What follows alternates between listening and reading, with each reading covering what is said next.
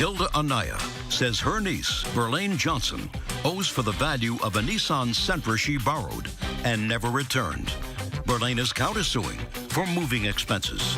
Now, somebody did something nice to you because you didn't have a car, and they ended up getting caught behind the 8 ball. Not here. Here, if you do something wrong, you take responsibility and you deal with it. You borrowed a car. He was going to work. He got a ticket. I don't even know what he got a ticket for, because somebody's got to be really have good eyesight to see that a car doesn't have registration on it. It's driving along the freeway. He's got registration right here. I didn't ask you a question.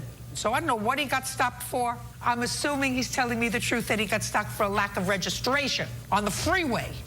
Now, do I believe that he was taking the car back to her? I do not. I believe he was going to work. I don't know where the car got towed from. I don't care. It's your responsibility. You had the car, according to you, September, October, November, December, January, and part of February. According to her, you had it for more than 6 months. You had it for 8 months. Let's say you had it for 6 months. By that time, it becomes your responsibility to know whether you're a foot or horseback, whether the car needs to be registered or not. It's up to you to be vigilant and to have it done if you're going to drive around in a car. I gave her money to register the vehicle. Listen to me very carefully. She can't get it registered without having it smogged. And you had possession of the car. I did not know it had to be smogged. She didn't even tell me. I gave her the money for it. And I'm telling you, I don't live here. And I know you can't register a car without having it smogged. You don't smog it every year. It's every other year. Do you know when it was smogged? No, now you know. I don't, because she didn't give me any of that information. Now, you were driving it. You're supposed to know about it, just like you're supposed to know to feed your children 3 times a day. Well, she didn't give me that information. I didn't bother You're an asking. idiot. First of all, you have a ridiculous counterclaim with the exception of one thing.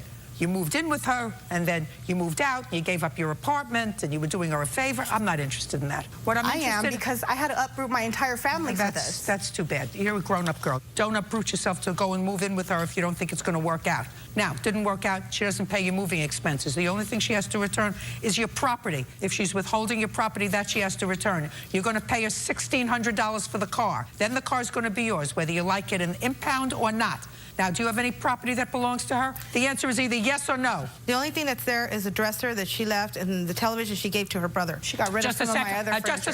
Just a second. A dresser and a television. Yes, and we called her on that, and we told her to come pick it up. Just a second. Call the cops on me if I came over. No. I don't want to hear it. I let you talk, let me talk. No, I don't want to hear it.